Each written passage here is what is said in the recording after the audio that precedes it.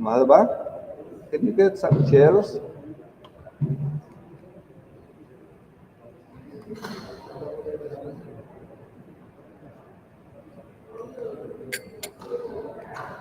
Okay, right. This is a verse, right? Some told. 1531. See what is the... Yeah. Okay.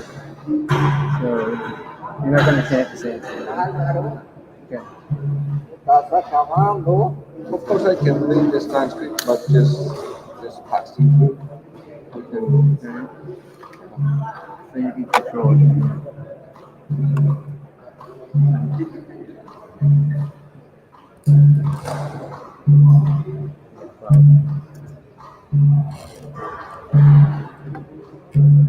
Creo que es necesario. Con esto es suficiente. Creo que con esto es suficiente. Ese vibra mucho.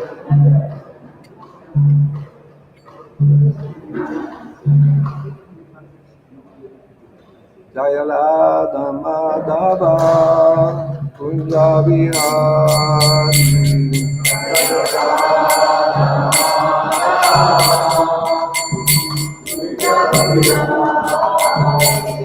Jaya Madhava Kunja Vihari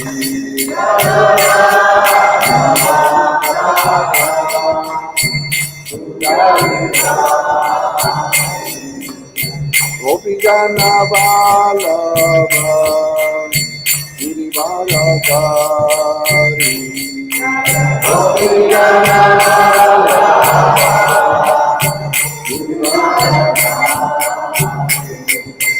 Gopijana Vallabha Girivaradhari Gopijana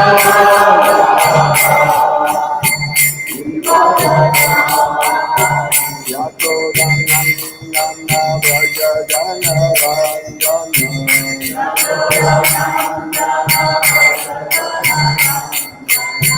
Yatodananda Braja Jana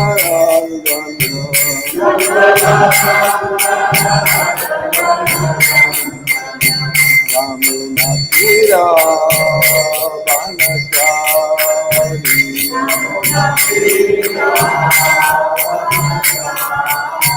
Yamuna Tira Vanachari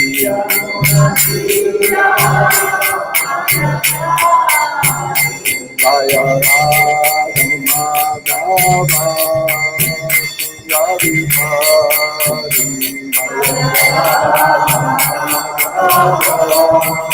Kunja Gopijana Vallabha Girivaradhari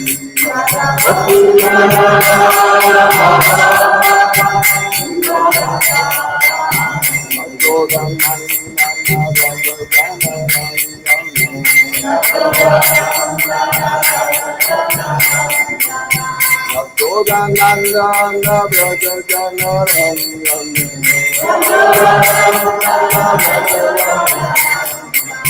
Yamuna Tira Vanachari Yamuna Tira Vanachari Jayate Krishna Chaitanya Prabhu Nityananda Shri Advaita Gadadhar Devaka Jayate Krishna Prabhu Nityananda Shri Advaita Gadadhar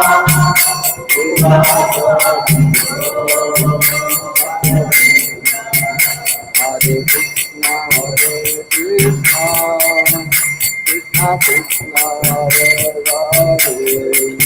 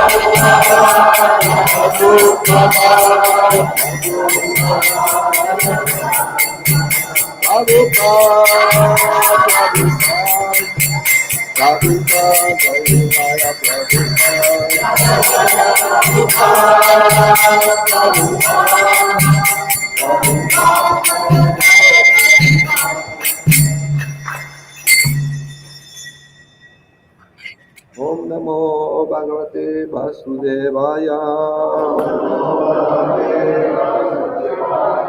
Om Namo Bhagavate Vasudevaya.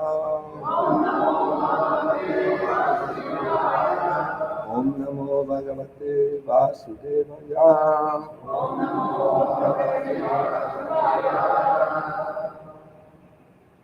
Okay, today we are going to read from Bhagavad-gita, chapter 13, 34, verse 34. We're not gonna read the Sanskrit, but in translation. Yata prakasayam eka Krishnam loka imam ravi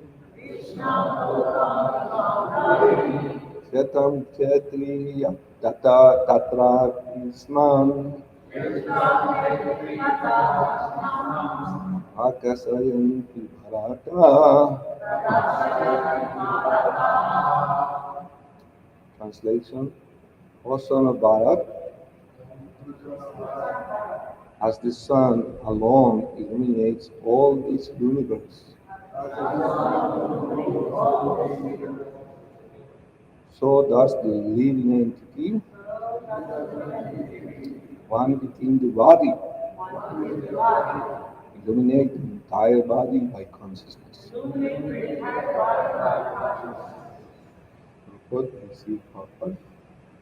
There are various theories regarding consciousness. Here in Bhagavad-gita, the example of the sun and the sunshine is given. As the sun is situated in one place but is illuminating the whole universe, so a small particle of the spiritual soul, although situated in the heart of this body, is illuminating the whole body by consciousness. That consciousness is the proof of the presence of the soul, as sunshine or light is the proof of the presence of the sun. When the soul is present in the body, there is consciousness all over the body. And as soon as the soul has passed from the body, there is no more consciousness.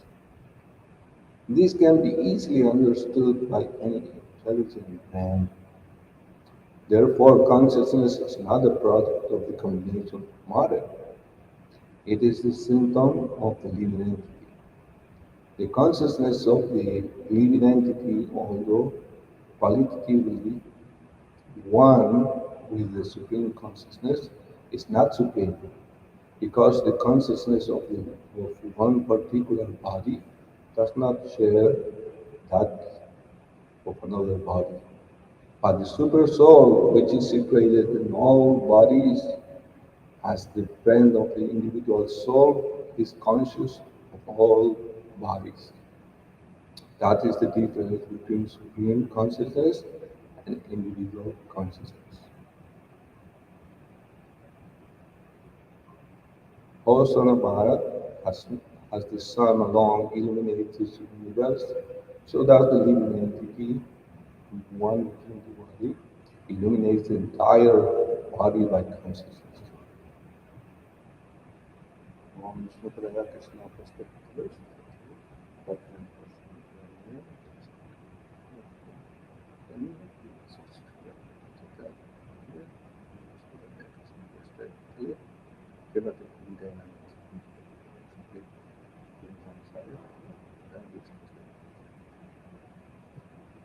Okay, this verse is very nice, very important. Um, and I was, um, I've been thinking how I become devotee. Uh, so this is a really long time ago, in 1974, which is belongs to past age or something like that. Uh, with that, it's more or less 51 years ago. I was a student of the medical school, in the medical school, and my friends came to visit the city where I've been studying, and they uh, they chant Hare Krishna, and I didn't know what was it. Well, it was like a playful, but uh, and so for the first time I hear the Hare Krishna mantra. It was chanted by George Harrison and Sweet Lord song. She was famous very quickly.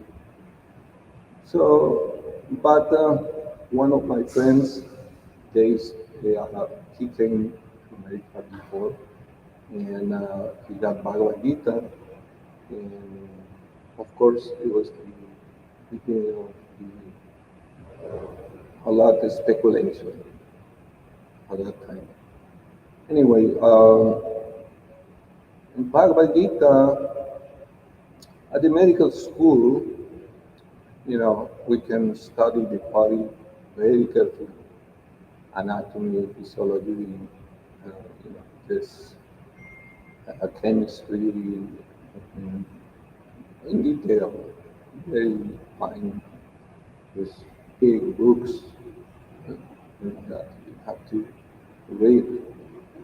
But nothing, all this information has nothing to do with this consciousness. What is consciousness? Which in this verse, it says that as the sun alone illuminates all this universe, so does the living entity, one in the body, illuminates the entire body by consciousness. There's no discussion about what is really consciousness. And of course, as the devotees, we know that consciousness is the symptom of the presence of the soul and the heart. When the soul comes out from the body is useless. It's no more used for anything. It's, of course, in medical school also, the bodies are used for study. Dead bodies, you can study cutting, taking heart, taking liver, and study very deep in details, some bones, where the muscles grow tight and everything like that. But there's no idea what is consciousness. Consciousness means that I'm aware of myself, where this, where this energy, where is this uh, is manifested, what is going on in the body. So especially long ago. Now they have more idea about it. They are, at least they have some doubts about this idea that we are products, only the mixing of chemicals and all kinds of substances that in body are mixing very quickly and create the consciousness. That's the idea, which is a mechanical process. But if we can just see a few things to understand how can how we can understand that that's not a way to understand it.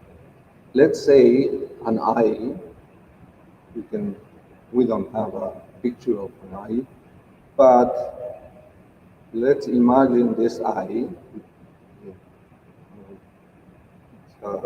It's like a ball. It's capturing the imagine from outside. If somebody can bring some water, please. Let's say this ball that is here in place, it's looking for something, some figure, some pen, maybe a pen, let's say a pen. And the pen goes into the eye. In the eye, they become backwards. You know that the physiology of, you know the physiology of the eye. Inside the eye, it turns backwards, and it goes in the back of the retina and macula and everything like that. They're not going to use much. And in that place, this imagine becomes energy, electricity, like um, like in the TV, the actors,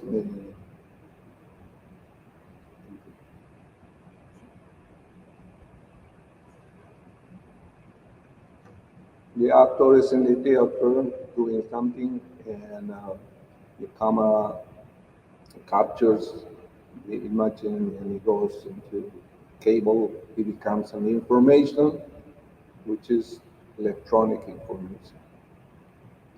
Same thing, the eye is only captures the image and it goes towards to the nerve. It's called uh, the nerve. What is the optical nerve? Yes, and it goes through the brain. But this information from outside, it becomes an electronic information, which is made by potassium, sodium, carbonate, and so many chemicals that transform the imaging, and it goes somewhere in the brain, and it becomes this information through. And of course, after we see the imagine, we analyze that, and we say, "Oh, this is on a pencil." And the answer becomes, "Oh, I'm holding a pencil. I'm going to write something, whatever." But this information is so fast, so quickly, that it's very difficult to imagine how it's going on, all these things in the body. So it's very, most people, because they don't know physiology, they don't know chemistry, we don't know these details, we don't, we don't inquire about what really is happening here. Uh, and the science, the actual science, it says that this phenomenon is going on so fast in the brain, and the brain is analyzing, thinking, willing, doing what I'm going to do, consider many considerations, and it manifests an answer that you analyze. Some people they analyze very superficially, some they analyze very deeply, and this process is very very interesting. That most people they don't want to bother with that because it's too much. Even for scientists, it's too much to think about it. So what for a simple person can be. But anyway, when I was telling you that when I hear about the consciousness and I knew that the body is made of all chemical chemistry elements and how this is going on, what is happening here? And I started inquiring what is going on, why, what is this phenomenon is going in the brain and where is the consciousness? That's the point. Like here, Srila Prabhupada is explaining, like the sun, giving this example of the sun, the sunshine is going all the universe, giving life. It's manifested everywhere, but it's in one place. The same thing, the soul, which is in the heart, illuminates this body and creates this consciousness.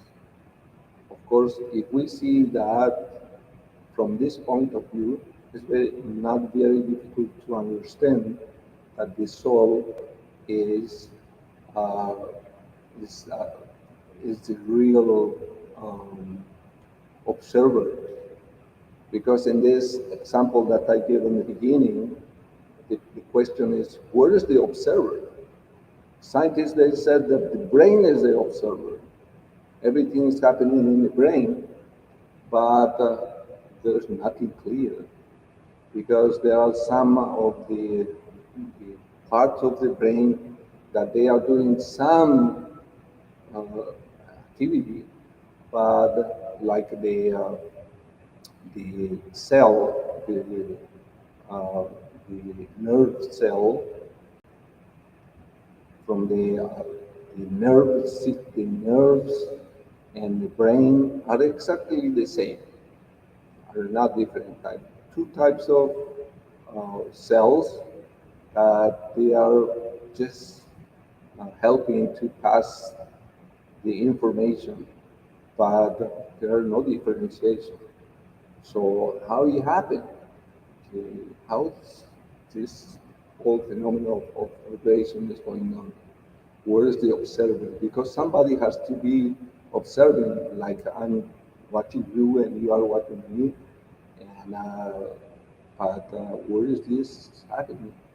So fast activity in the brain that is very difficult to understand for in a simple analysis.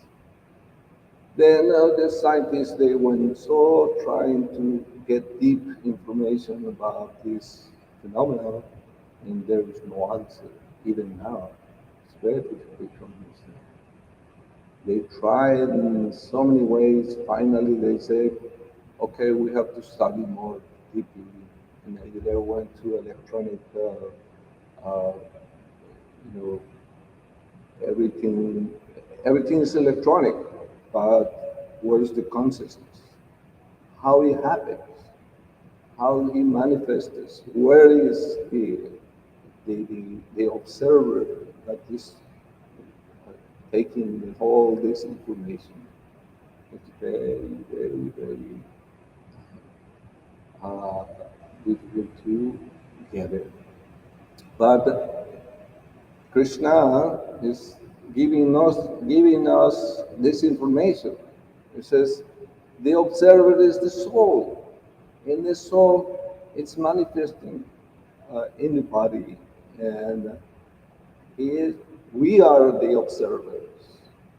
and everything else, the body is moving and everything like that, because the material nature is holding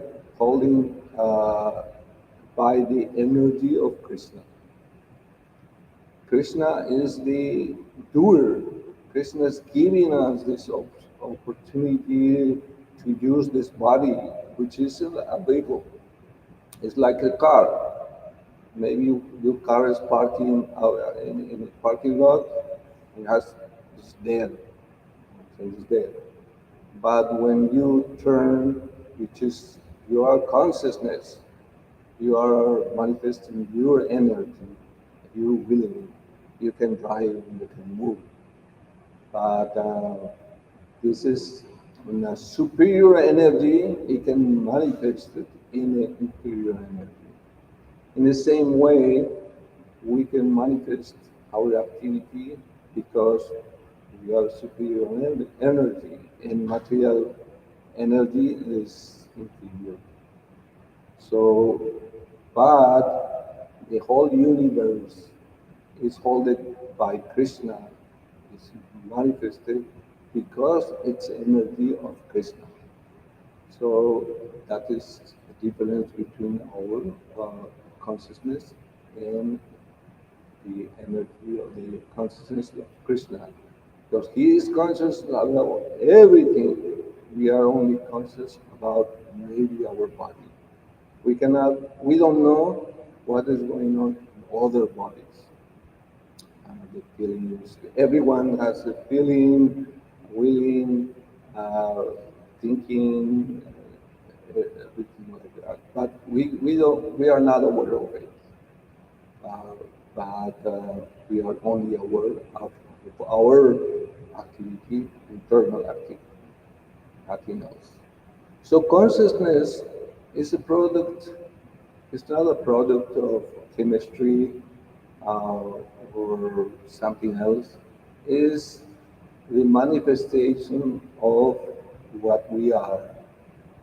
We are persons. We are eternal persons, and we are right now in this material body, dominated by the material nature, but the material nature is governed, is managed by the Christians order.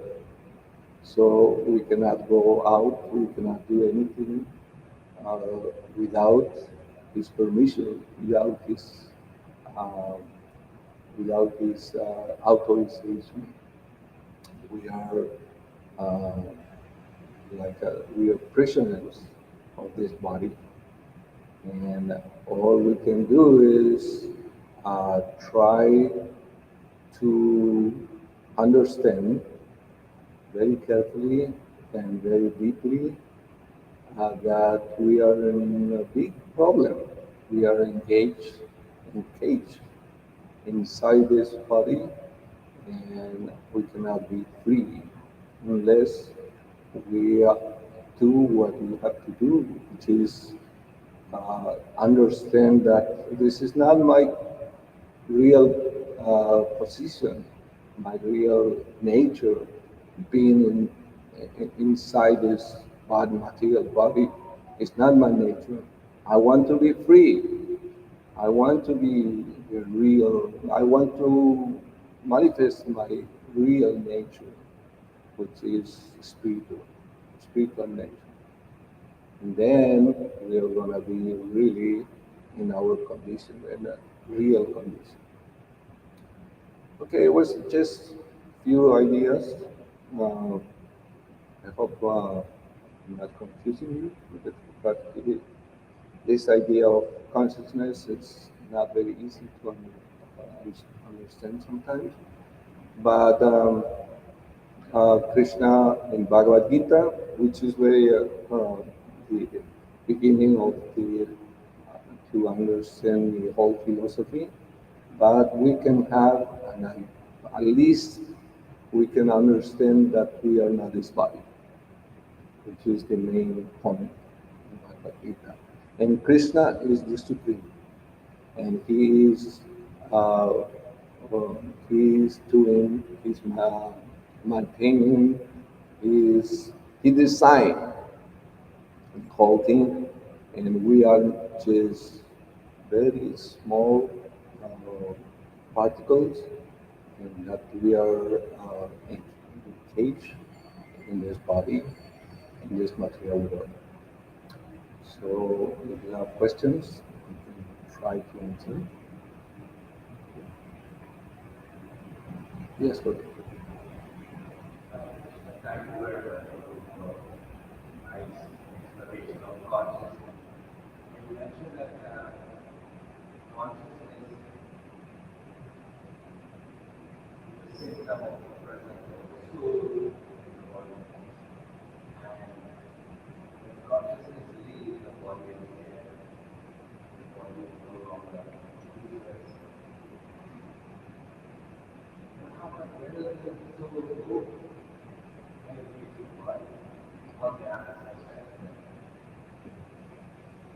Very nice question. Yeah, the soul is also enclosed in the subtle body, which is composed by the mind, intelligence, and ego. And this subtle body, it transports the soul to the next body.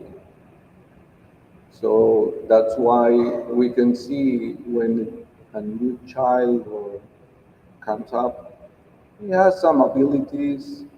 He probably manifested some, like can play piano very nicely, or he manifests experience from his past life. So the subtle body, it carries the soul to the next experience, to the next body.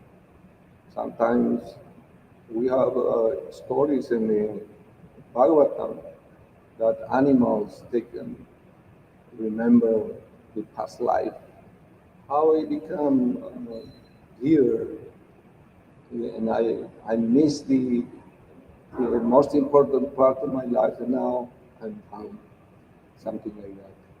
We can remember, uh, even in animal bodies, we can remember our the progression, the progress of the spiritual life. It's it never get lost. So we can remember our past life. If we do some progress in this life, in next life we are gonna get same result. It's like a bank account. You are not gonna lose anything. Krishna is so merciful that any progress that you do in this life, you are gonna get it in the next life.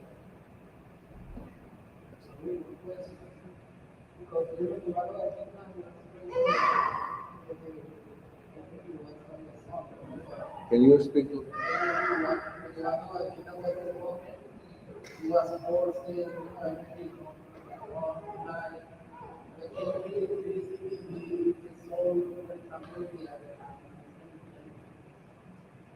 Electricity?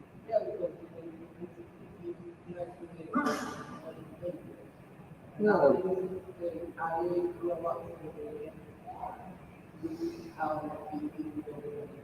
but that's different. It's one thing that through a cable you can get some information, or through the air you can get some information. That means that doesn't mean the somebody is conscious about it. There is no consciousness. Like this computer can get information from another place, but it doesn't mean the computer is conscious about what it's doing. That's the difference between living entity and material. Material has no consciousness. Has no consciousness. They cannot analyze. They can analyze what is programmed, but who programmed it? The living entity, which is superior. Living entity is always superior to matter. Can use matter for for whatever he wants, but it's the living entity which is superior that can manipulate material nature. But in the same way, we have also some limits. The, the whole material nature, like outside, we can see, so many things are going on.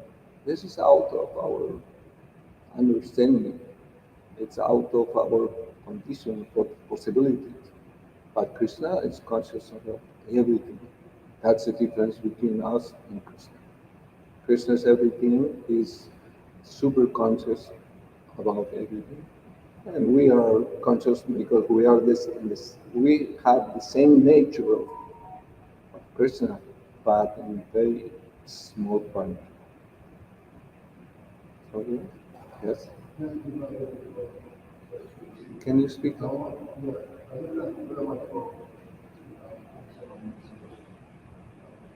What I want to speak about understanding is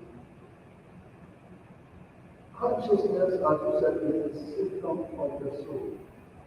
And the soul manifests within the body, then you know the presence of the soul by the video of the body. Now, if everything we see to the soul is spiritual dimension, it's not material. That answers the question. The soul itself is spiritual dimension. Yeah. So we are spiritual dimension. Guys, see, the already got it, guys, is to go. Is there how there is no any other way that we can define what we are or the presence or the soul, define the soul, other than consciousness? No. There is another. Is there any other way apart from consciousness could we define the soul? There is. Define the soul, like I said, apart from consciousness. There is another possibility to understand the soul without. I'm not giving you. The presence of the soul, we know that we have the soul. We have the soul in the body, but within the body. So that's what we are. Yes. And then we have a body, we have a body, consciousness in the body. Yeah. So whenever you know, the consciousness itself is another subtle thing that in behavior, subtle behavior. Right. So the question is that apart from the consciousness also predicting them back. So apart from the consciousness from the soul, is there any other way to define the soul? What we are, who we are? Any other way that we could define without the gross body?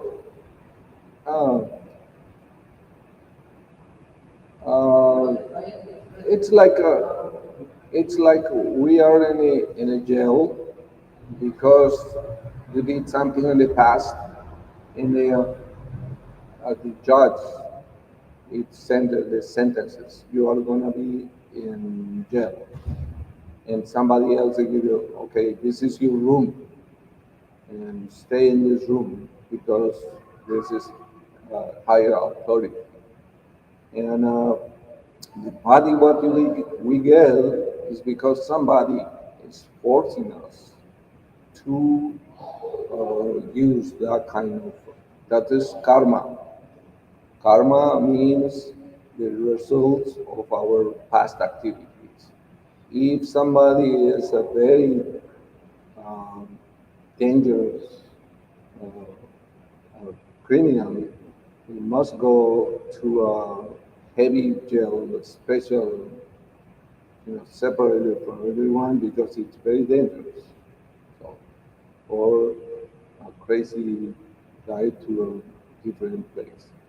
But you are forced to do that, to have this results. This result is a force. Uh, created by the material nature, which is organized ahead by Krishna. So the living entity is forced to accept that and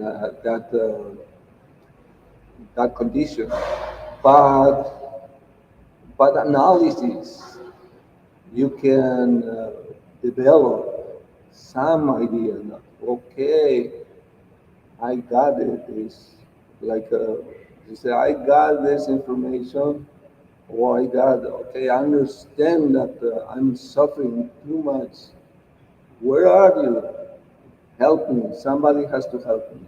Like when the, the plane is going down, all atheists, it doesn't matter who, they become Krishna conscious because that's nature, our nature. When we are in trouble, we remember Krishna. Otherwise, we think not bad. I'm not bad after all. I'm not a bad person. I'm so smart. I can do some, you know, I'm cheating that nobody noticed or things like that. The living entity has an ego, so heavy ego that thinking that this world it belongs to me and I'm going to take advantage of whatever that.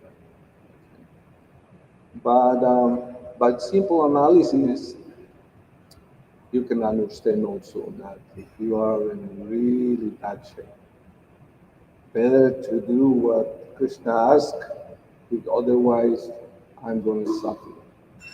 I'm going to suffer for sure. So better not to. In that way, the living entity, when he understands his own condition, is like a serpent, but the serpent is very dangerous.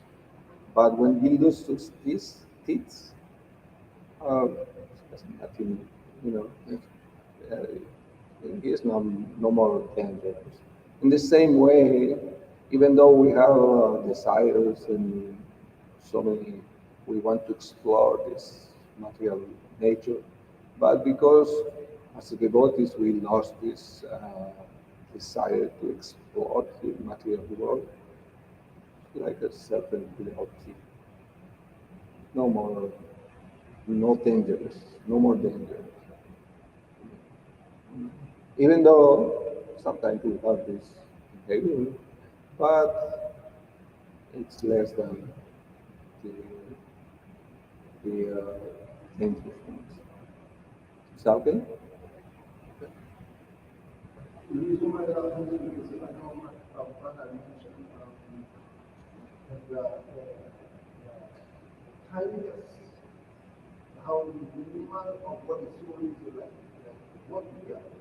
It's like 8,000, maybe something of a bunch over there. So Yes. that's what I'm saying. Now we wait to see what we want and what's going that we not. Yeah, that is the ego. The ego it makes us like, oh, I am big, and I'm everybody loves me, and everybody is admiring me. It's like people become crazy when they got the lottery. They think, oh, I'm God, but it's the worst thing that it happens because it's gonna go really bad. It's for sure when the ego it grows too high, you you are gonna fall really. It's gonna be very bad. So that's why we as devotees, as we understand what is the spiritual life, what's the benefit of the spiritual life, we try to be a low, uh, how is it? Humble, yes, humble, low profile. That's it. I don't know the terms in English. Sorry. Yes, yes. And then one more thing is humble is very difficult to be. If somebody comes and kick you, how you react. Oh no, I'm not. I'm the best person. You are, how you see me like I'm the lowest or something like that. Humble is very difficult to be done, but it's a practice. Become when I used to remember my mother has a it's called in King Sacharani, it's this thing for chastising, and she used to have in the pocket. And of course, you are conscious about that. Don't do it because you're gonna get it. In the same way, the material world is don't try because you're gonna suffer. If your intelligence is awake, you are gonna think twice that I'm gonna be in trouble if I do something. That's why Krishna is sometimes chastise us and we are gonna suffer. And that experience is very nice, very important. Sometimes it teaches us that, oh my God, I better not to do it this way because I'm gonna suffer. Okay. The deeper soul and the super soul are both concerning the body. Yes. Krishna is the super soul. That's all the terminology together. For now, the body, what is scientific saying? The meaning that speaks in sin, the meaning is a construct of the spirit. Let's say the consciousness is the original, all experience is more and the language of the learner. And that will become conscious person, what is education, what is in the mind. My question is, does the human soul has its own identity or was it construct by cloud or spirit? No, the living entity has its own character. It has its own nature. You can see all of us, we are different. It says, yeah, we are all different. There's no, that's, that's not, it's just like the tree has so many leaves. If you compare one leaf to another, they are all different. It look like the same, but they're not. Everyone is different. But the Jesus of that is on experience or the acquired experience of the contact with life. No, no, no.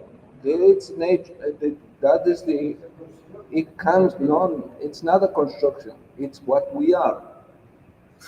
We are confused, covered by this body, but the nature of the soul is all the same. It's eternal. It doesn't change. That's the. And the soul is always nice, good. It has so many good qualities, but covered with the body is when it manifested this bad habits and bad everything. This-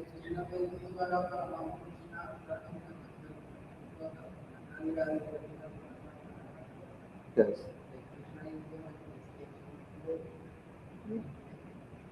Of course, we can say that because Krishna is everything. But our philosophy is Achintya Veda, Aveda Tattva. One and different at the same time. But this is more philosophy. Okay, yes. Okay, thank you very much for your kind attention and sorry for my Hare Krishna. Hare Krishna.